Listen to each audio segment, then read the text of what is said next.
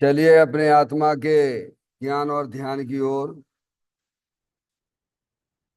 अपने चंचल मन को एवं चंचल उपयोग को स्थिर करने के लिए जिनवाणी माता के माध्यम से अपनी वर्तमान ज्ञान की पर्याय में सम्यक भी ज्ञान उत्पन्न करते हुए शरीर शरीर से संबंधित जितने भी चेतन अचेतन पदार्थ हैं उनका मुझ भगवान आत्मा के साथ में किसी भी प्रकार का कोई संबंध नहीं है।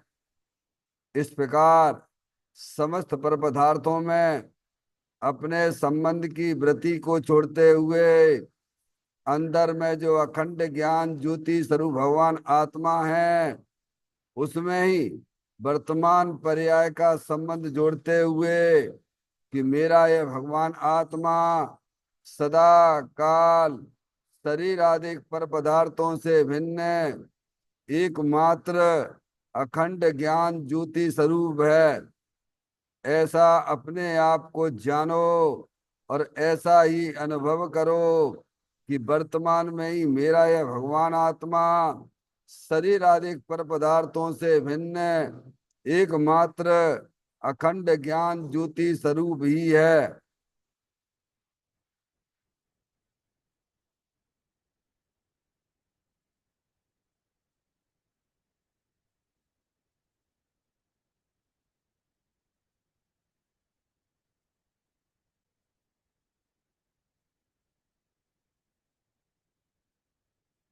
इसी प्रकार से संसार अवस्था में आत्मा की पर्याय में जो विविध प्रकार की पुण्य पाप के परिणाम दिखाई देते हैं वे समस्त परिणाम परद्रव्यों के लक्ष्य से होने वाले भाव हैं। वे हमारे आत्मा का स्वभाव नहीं है।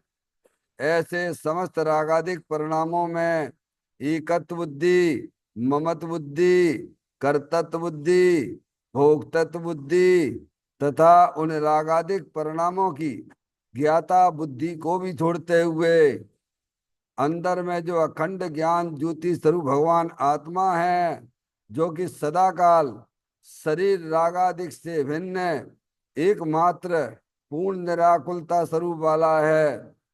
ऐसा अपने आप को जानो और ऐसा ही अनुभव करो कि वर्तमान में ही मेरा ये भगवान आत्मा शरीर रागादिक से भिन्न एकमात्र पूर्ण बीतराग आनंद मूर्ति स्वरूप है।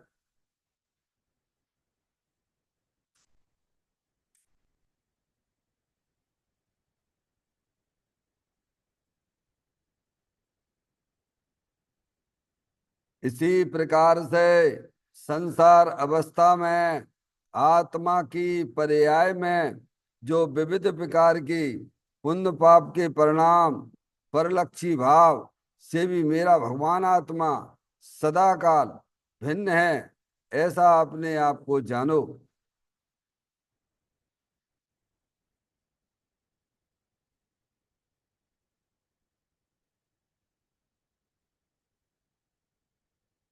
द्रव कर्म भाव कर्म नो कर्म रहित शुद्धात्म स्वरूपो हम। मेरा ये भगवान आत्मा सदा काल शरीर आदि नौ कर्मों से भिन्न है। मेरा ये भगवान आत्मा सदा काल ज्ञानावरण आदि 8 कर्मों से भी भिन्न है। मेरा ये भगवान आत्मा सदा काल मोह राग द्वेष भाव कर्मों से भी भिन्न है। इस प्रकार द्रव कर्म भाव कर्म नौ कर्म तीनों कर्मों से रहित मैं तो एकमात्र परम पवित्र शुद्धात्म स्वरूप हूँ। ऐसा अपने आप को जानो और ऐसा ही अनुभव करो कि वर्तमान में ही मेरा ये भगवान आत्मा तीनों प्रकार के कर्मों से रहित एकमात्र परम पवित्र शुद्धात्म स्वरूप है।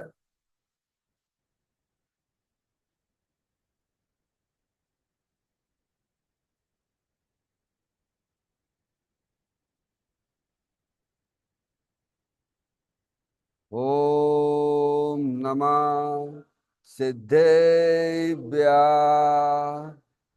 ओम नमः सिद्धेभ्य। ओम नमः सिद्धेभ्य।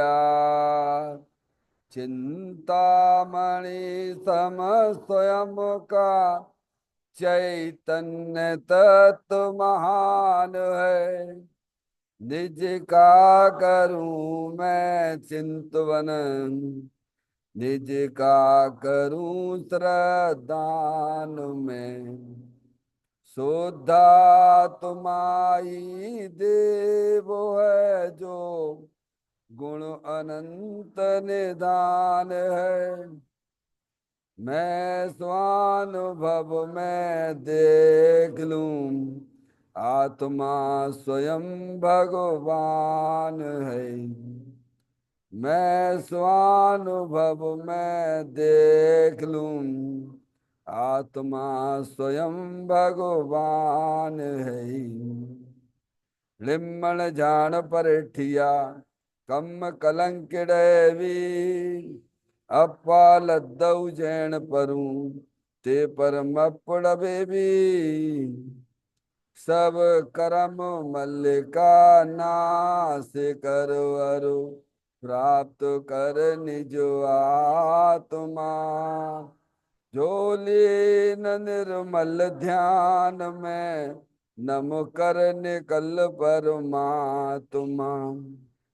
सब नाश कर घन गाति अरे, अंत पद को पा लिया। कर नमन उन जिन देव को यह काव्य पत अपना लिया। श्री योग सार जी नामक परम आध्यात्मिक ग्रंथ स्वाध्याय हेतु में विराजमान है। आज से 1400 वर्ष पहले इस महान पवित्र ग्रंथ की रचना दिगंबर संत योगेंद्र महाराज जी हुए हैं। उन्होंने इस महान पवित्र ग्रंथ की रचना की और उन्होंने इस ग्रंथ का नाम योग सार जी रखा। योग सार जी का सीधा सा अर्थ है मुक्ति के मार्ग में। योग का मतलब जोड़ होता है, किसका किसके साथ में जोड़ करना। तो अरिहंत परमात्मा कहते हैं कि अपनी वर्तमान शुद्ध ज्ञान की पर्याय का अंदर में जो अपना त्रिकालिक ध्रुव भगवान आत्मा जो सदा काल द्रव कर्म भाव कर्म नौ कर्म से रहित एकमात्र अखंड ज्ञान ज्योति स्वरूप है। ऐसे ज्ञायक प्रभु परमात्मा में अपनी वर्तमान शुद्ध ज्ञान की पर्याय का संबंध जोड़ने का नाम योग है, जिसे शास्त्रीय भाषा में सम्यक दर्शन सम्यक ज्ञान भी कहते हैं। और उस चेतन भगवान आत्मा में ही अपनी वर्तमान पर्याय को मग्न कराना, लीन करना, स्थिर करना, उसे सार कहते हैं, यानी सम्यक चारित्र कहते हैं। तो योग सार क्या हो गया? सम्यक दर्शन, सम्यक ज्ञान, सम्यक चारित्र वाली निर्मल पर्याय, पवित्र पर्याय जो अपने आत्मा के आश्रय से प्रकट होती है, इसे यहाँ योग सार कहते हैं और इसे ही अरिहंत परमात्मा धर्म कहते हैं। देखिएगा आज अपन 62वें नंबर की गाथा स्वाध्याय चालू करेंगे। इस गाथा के अंदर दिगंबर संत हमें यह समझाना चाहते हैं आत्म अनुभव का फल केवल ज्ञान और अविनाशी सुख है, तथा राग पुण्य पाप विकारी भावों का फल चार गतियों का दुख है। ये बात अगली गाथा में कहेंगे। अगली गाथा का मतलब जो है 62वें नंबर की गाथा। समझ में आया भैया? 62 नंबर गाथा चालू कर रहे हैं ना अपन। वही पढ़ी हमने अभी उसी को पढ़ा है मैंने। समझ में आया? देखिएगा ऊपर लिखा हुआ है 62वें नंबर की गाथा में जो दो लाइनें ये बता रहे हैं उन्हीं को मैं पढ़ रहा हूं। ठीक है, आ जाइए। उन्हीं दो लाइनों को पढ़ा है डॉक्टर साहब। अगली गाथा है ना, ऊपर जो दो लाइनें आई ना 62, वो 62वें नंबर की गाथा के लिए बोला गया है। कहते हैं कि आत्म अनुभव का फल केवल ज्ञान अविनाशी सुख है। तथा राग पुण्य पाप विकारी भावों का फल चार गति का दुख है। ये बात अगली गाथा में कहेंगे, समझ में आए? तो बात इतनी थोड़ी समझने की बात है। फिर अपन उसका भी हेडिंग पढ़ेंगे और फिर गाथा भी पढ़ेंगे। इसमें ये बताना चाहते हैं कि आत्मा के अनुभव का फल केवल ज्ञान और अविनाशी सुख है। क्या मतलब इसका? देखो, आत्मा का अनुभव का फल है। हम आप सब लोग जो है यहाँ शास्त्र पढ़ते हैं, जो नहीं पढ़ते उनकी बातें छोड़ दिए, वे आत्मा को जानते भी नहीं है। डॉक्टर साहब, जो स्वाध्याय में नहीं जुड़े हुए हैं उन्हें तो जनवाणी माता के द्वारा अपने आत्मा का ज्ञान करना चाहिए। फिर ज्ञान करने के बाद उसका श्रद्धान करें और फिर अनुभव करें। क्या बात आई? क्या कह रहे हैं? जो शास्त्र नहीं पढ़ते हैं उसमें अपना उपयोग नहीं लगाते हैं, क्योंकि शास्त्रों में तो अपने आत्मा की बात आई है। तो आत्मा को जाने बिना हमारे आपकी चार गति 84 लाख योनियों का परवर्ण नहीं मिटेगा। इसीलिए जिन्हें अपना आत्म कल्याण करना है उन्हें सबसे पहले शास्त्र के द्वारा अपनी आत्मा को समझना चाहिए, क्योंकि हम सब आत्मा ही हैं, कोई लड़का लड़की नहीं है। जानने देखने वाली चेतन अरूपी आत्म वस्तु है। इसीलिए हमें सबसे पहले दिनवाणी माता के द्वारा आत्मा का ज्ञान करना चाहिए। अब आत्मा का ज्ञान जब करोगे तो फिर आत्मा का श्रद्धान भी तुम्हें हो जाएगा। अभी आत्मा का ज्ञान नहीं है तो ज्ञान के अभाव में श्रद्धान नहीं है, तो अनुभव की बात तो तीसरे नंबर की है। डॉक्टर साहब, क्या कहा? आत्मा आत्मा अनुभव का फल केवल ज्ञान और अविनाशी सुख है। समझ में आया? तो हम सब आप लोग जो हैं आत्मा का ज्ञान तो कर कर लिया, जान ली वस्तु को। क्या जान लिया? कि अपनी जो चैतन्य रूपी आत्म वस्तु है वह शरीर से भिन्न है, कर्मों से भिन्न है, रागादिक परिणतियों से भिन्न है। ये ज्ञान आपका ठीक है, समझ में आया भैया? क्योंकि चेतन वस्तु ऐसी ही है। इतना ज्ञान किया, अब ऐसा जानो कि मैं चेतन भगवान आत्मा ही हूं। क्या डॉक्टर साहब? ऐसा श्रद्धान में लीजिए आप। पहले आप अपना घर ही का तो ज्ञान करते हो ना, फिर श्रद्धान करते हो। दिन जानते हैं, जब तक आप जानोगे नहीं तब तक कैसे उसका श्रद्धान कैसे होगा? वस्तु को पहले ज्ञान किया जाता है, फिर उसमें फिर जो है, फिर उसमें तेरा है कि मेरा है, ये बात बात की बात है। तो यहाँ ये कह रहे हैं कि आत्म अनुभव का फल केवल ज्ञान और अविनाशी सुख है। मतलब क्या है? कि अंतर्मुख होके तुम अब अपने आप को अनुभव करो। क्या करो डॉक्टर साहब? देखो भाई, ध्यान रखो। ये जो अनुभव करने की बात जो हम आपसे कह रहे हैं, इस चरणान योग की शैली में कही जाती है। क्या कह रहे हैं डॉक्टर साहब? ये अनुभव करो, ये चरणान योग की शैली है। और द्रव्यान योग की शैली में तो आवाल गोपाल को अनुभूति स्वरूप भगवान आत्मा जानने में आ रहा है। समझ में आएगा भैया? दो शास्त्र हो गए आपके।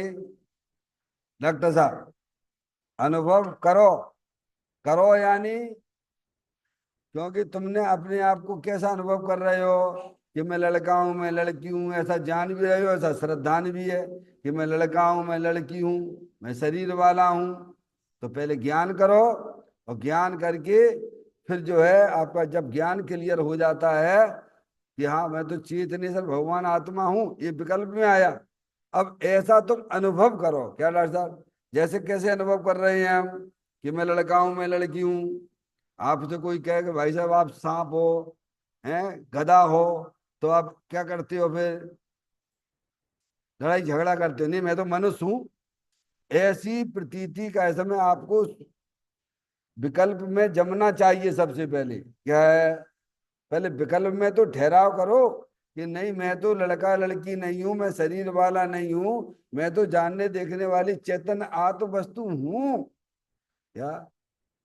और फिर द्रव्यान योग के अनुसार, चरणान योग के अनुसार डॉक्टर साहब अब अपना उपयोग अंतर्मुख होना चाहिए। तब वो आपका ज्ञान सच्चा कहलाएगा, तब वो अनुभव में जाएगा, काय में जाएगा। आगे बात समझ में। तो जो जो जीव अपने आप को अपने आत्मा जानते हैं, मानते हैं, अपने आप को आत्मा मानते हैं और आत्मा रूप ही अनुभव करते हैं, वे जीव, उसका फल क्या मिलेगा। देखो चर्चा बहुत सारी है, अभी थोड़ा संक्षेप में ले रहे हैं, कल इसका विस्तार विस्तार रूप से करेंगे। समझ गए आप। अनुभव का फल, आत्मा के अनुभव का फल, तो केवल ज्ञान और अविनाशी सुख मिलेगा। क्या मिलेगा तुम्हें, रिजल्ट बोलो। अरे कोई बच्चा होता है, पढ़ाई करता है, एग्जाम देता है, तो पास हो जाता है। ऐसे ही हम जब अंतर्मुख होके अपने आप को चेतन भगवान आत्मा रूप अनुभव करेंगे, तो नियम से आपकी पर्याय में केवल ज्ञान होने वाला है। क्या? क्योंकि आपने ज्ञान का सदुपयोग कर रहे हो। क्या कर रहे हो? ज्ञान का सदुपयोग तो आत्मा रूप अनुभव करने में ही है, और ज्ञान का दुरुपयोग अपने आत्मा रूप अनुभव ना करके पर पदार्थों में जो लगा रहे हो, उसका फल तो 4 गति 84 लाख योनियां है। बात समझ में आ गई है। ये योग सार ग्रंथ है। योग का मतलब होता है जोड़ो, किसको किसके साथ जोड़ो। तो अपनी शुद्ध ज्ञान की पर्याय को अपने त्रिकालिक ध्रुव भगवान आत्मा के साथ जोड़ो, तो उसका फल क्या मिलेगा डॉक्टर साहब? केवल ज्ञान हो जाएगा। केवल ज्ञान किसे कहते हैं? सकल द्रव्य के गुण अनंत पर जाए अनंता, जाने एक ही काल प्रकट केवली भगवंता। तुम पर्याय में परमात्मा हो जाओगे। क्या हो जाओगे? जैसे अपने हरियंत परमात्मा है, वे जानते कि जानते हैं केवल ज्ञान के द्वारा। अभी अपन क्या कर रहे हैं? शुद्ध ज्ञान के द्वारा जानते हैं। क्या जानते हैं? और केवली परमात्मा केवल ज्ञान के द्वारा जानते हैं। समझ गया। तो शुद्ध ज्ञान का सदुपयोग क्या कहलाया? कि आप अपने आप को आत्मा रूप अनुभव करो, उसका फल, अब उसका फल भी आएगा डॉक्टर साहब। पर्याय में जो आपके दुख चल रहा है, टेंशन चल रहा है, निरंतर परलक्षी भाव कर करके, भाव भाव कर्म, ये भाव मरण सदियों से करता आया है, तो दुख रूपी पर्याय गायब हो जाएगी तुम्हारी, और पर्याय में तत्काल अतीन्द्रिय आनंद भी आ जाएगा, क्योंकि आपकी शुद्ध ज्ञान की पर्याय अपने चेतन भगवान आत्मा को अनुभव कर रही है, उधर उसको देख रही है, तो तुरंत ही अतीन्द्रिय आनंद भी मिलता है तुम्हें, और आगे चल के वो आत्मा पर्याय में परमात्मा हो जाता है। तो उसका फल क्या? अविनाशी सुख डॉक्टर साहब। अब ऐसा सुख मिलेगा जो है, अपने सिद्ध भगवान क्या कर रहे हैं, हरिहंत परमात्मा क्या कर रहे हैं, क्या कर रहे हैं? अब ऐसा सुख उन्हें प्राप्त होगा, कभी उसका विनाश नहीं होगा। क्या है अविनाशी का मतलब? क्या है? जो पर्याय, देखो अविनाशी एक तो अपना स्वभाव है डॉक्टर साहब, ना वह जन्मता है ना मरता है, ये स्वभाव की बात है। और फल में क्या मिलेगा? क्योंकि आप अविनाशी आत्मा की सेवा में लगे हुए हो, आपका ज्ञान जो है अविनाशी वस्तु द्रव्य स्वभाव है ना, उधर उसको निरख रहा है, उसका आनंद ले रहा है, तो आपकी पर्याय में भी वो अविनाशी सुख मिलेगा जो सिद्ध भगवान की पर्याय में चल रहा है। अब उनकी पर्याय में कभी दुख रूपी पर्याय नहीं आएगी डॉक्टर साहब। अविनाशी सुख चलता रहेगा, हमेशा चलता रहेगा, अब कभी नहीं आने वाला उनकी पर्याय में दुख। समझ? अविनाशी का मतलब कभी भी उसका विनाश ना हो। एक बात, कल इसका विशेष रूप से चर्चा करेंगे इसकी। फिर कहते तथा राग पुण्य पाप विकारी भावों का फल 4 गति का दुख है। क्या है? अब अपन अपने चेतन भगवान आत्मा को अपना जान नहीं रहे, अपना मान नहीं रहे, तो क्या कर रहे हो? तो तुम्हारी पर्याय में क्या चल रहा है? अरे क्या चल रहा है? अपने आत्मा को जानने पर अतीन्द्रिय आनंद मिलता है, और अपने आत्मा को भूल के पर पदार्थ को जो अपना जाना जा रहा है, माना जा रहा है, उसका फल विकारी परिणाम है, पुण्य पाप के परिणाम है। उनका फल क्या है? देखो पढ़ो क्या लिखा है। राग पुण्य पाप विकारी भावों का फल क्या है? 4 गति 84 लाख योनियों में पर भ्रमण करते रहोगे। समझ में आया भैया? अपन मंदिर काय के लिए आते हैं? मैं हजारों बार कहता हूँ, बच्चे स्कूल में कॉलेज में एडमिशन काय के लिए लेते हैं?